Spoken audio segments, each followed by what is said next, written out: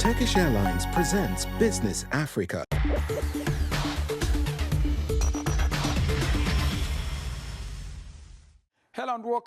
Bonjour et bienvenue dans Business Africa, je suis Ronald Kato. Cette semaine, les tensions s'intensifient en mer Rouge, obligeant les géants mondiaux du transport maritime à éviter cette voie cruciale. À suivre les conséquences des attaques des Houthis sur les navires porte-conteneurs. Par ailleurs, l'Angola enquête de capitaux pour développer sa production de gaz et de pétrole. Le pays souhaite mettre aux enchères 55 nouveaux blocs pétroliers et gaziers d'ici à 2025 et investir dans de nouveaux terminaux et raffineries. La panique s'empare des créanciers de l'Éthiopie après qu'Addis Abeba n'a pas effectué un remboursement alors que l'assistance du FMI est loin d'être acquise. Les agences de notation ont mis en garde contre l'imminence d'un défaut de paiement et de la dette souveraine.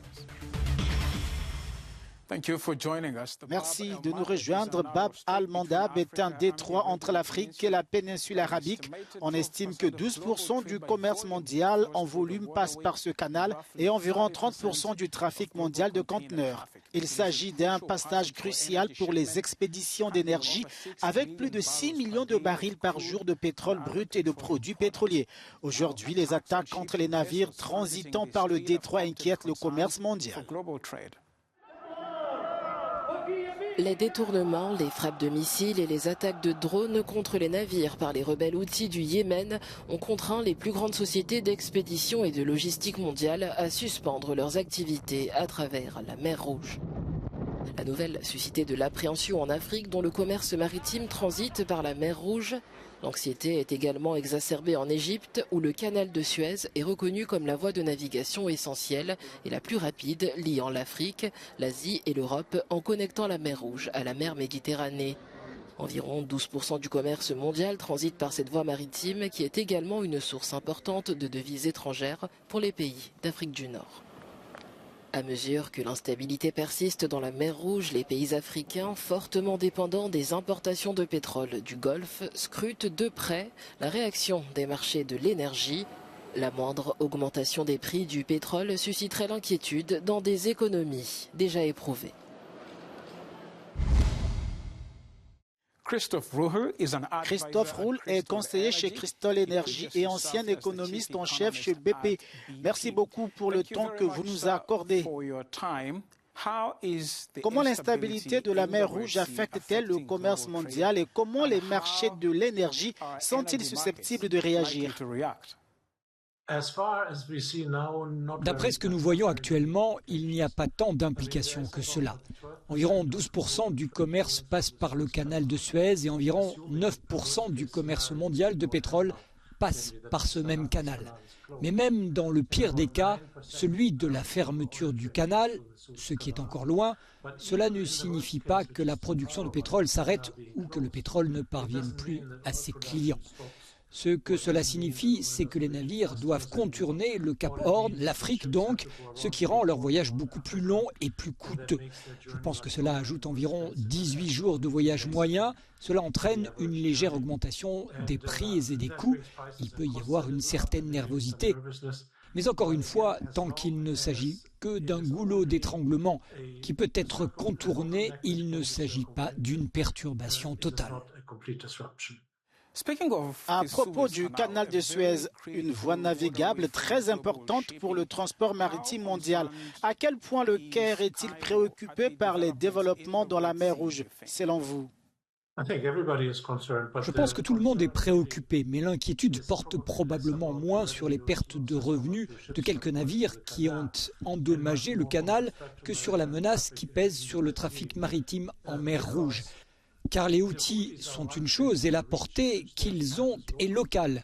Mais ils ont des commanditaires et la crainte est bien sûr que cela s'aggrave.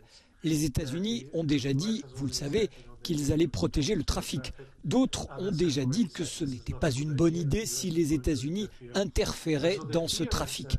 La crainte est donc qu'il y ait une escalade soit un conflit à propos des navires, soit l'explosion de pétroliers ou quelque chose comme cela, avec un désastre environnemental et un impact beaucoup plus lourd sur le commerce en mer Rouge. Soit finalement, beaucoup plus probablement, si les navires cessent de circuler en mer Rouge, que les outils cessent de les attaquer, entre autres parce qu'il y a une présence américaine là-bas, alors ils pourraient choisir d'autres cibles. À titre de comparaison, vous vous souvenez qu'un navire a bloqué le canal de Suez pendant une longue période parce qu'il était bloqué à cet endroit. Le commerce mondial n'a pas été perturbé pour autant. Cela a été géré, cela n'était certes pas agréable, mais c'était gérable. Il y a quelques années, il y a eu aussi une attaque contre une raffinerie saoudienne. L'inquiétude était alors beaucoup plus grande. La différence entre les deux scénarios est que dans l'un, la production est menacée, et dans l'autre, le transport l'est également. Tout cela, Christophe, vous le savez, montre la fragilité et les risques qui pèsent sur les chaînes d'approvisionnement mondiales. Peu de temps après, il y a eu le Covid qui a vraiment détruit les chaînes d'approvisionnement mondiales. Puis, il y a eu la guerre en Ukraine et maintenant le conflit à Gaza qui semble s'intensifier. Comment construire, comment augmenter la résilience des chaînes d'approvisionnement ? Cela n'est possible que par le biais d'une collaboration internationale. Nous avons vu, même dans le pire des cas du conflit ukrainien, à propos de la Crimée, des livraisons entre la Russie et l'Ukraine. Nous avons vu que les acteurs étatiques peuvent finalement parvenir à des accords et continuer à commercer. La situation est différente, bien sûr, pour les acteurs non étatiques, parce qu'ils ont beaucoup moins de comptes à rendre. Ils ont des intérêts différents. Mais en fin de compte, on ne peut rendre ces routes commerciales plus sûres qu'en mettant en place des accords qui permettent aux acteurs étatiques de les protéger contre ceux qui ne sont pas disposés à laisser le libre-échange s'exercer. Christophe Roule, merci de nous avoir accordé votre temps. Merci à vous. Malgré les efforts déployés au niveau mondial pour réduire l'utilisation des combustibles fossiles, l'Angola mise beaucoup sur le pétrole. Le pays a délivré des licences pour de nouvelles explorations et prévoit de vendre aux enchères 55 blocs de pétrole et de gaz d'ici à 2025. Le deuxième exportateur de pétrole brut d'Afrique cherche également à accroître sa capacité de raffinage. 3 nouvelles raffineries, Cabinda, Soyo et Lobito, sont en cours de construction. Voici un compte rendu du deuxième forum sur le secteur pétrolier angolais.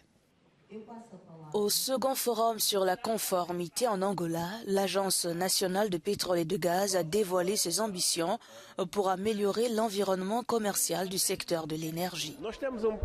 Nous avons un plan général pour atténuer la forte baisse de production que nous connaissons. Plusieurs instruments ont été approuvés dans la stratégie nationale d'exploration et nous avons également un programme d'appel d'offres pour de nouvelles concessions 2019-2025, dans le cadre duquel nous avons l'intention de faire des offres pour au moins 50 blocs.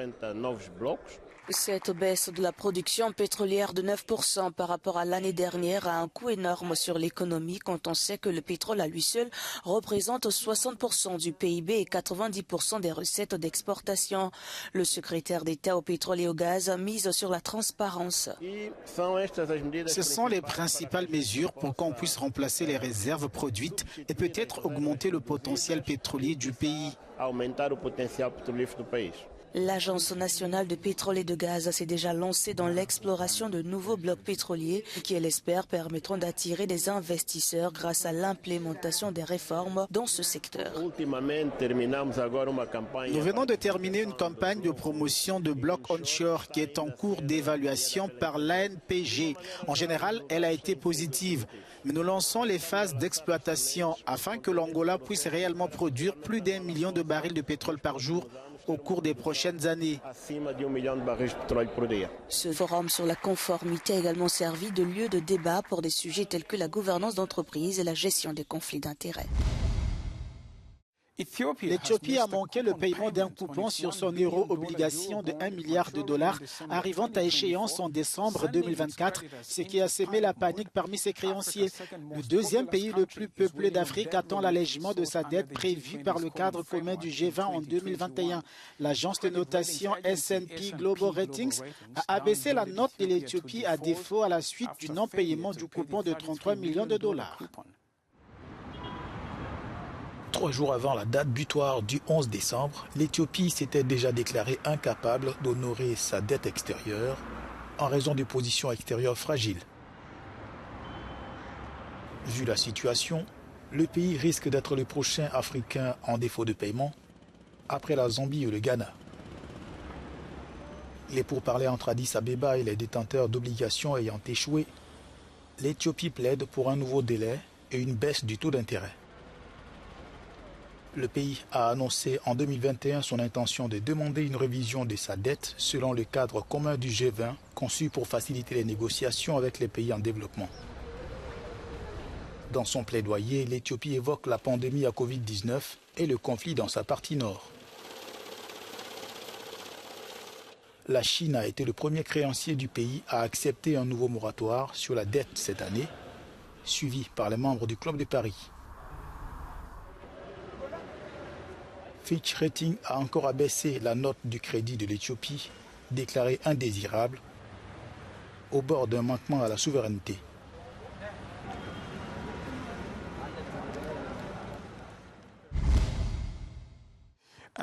Voilà qui conclut cette édition de Business Africa. Je suis Ronald Kato. L'actualité se poursuit à l'antenne et en ligne. Je vous donne rendez-vous dans le prochain épisode de Business Africa.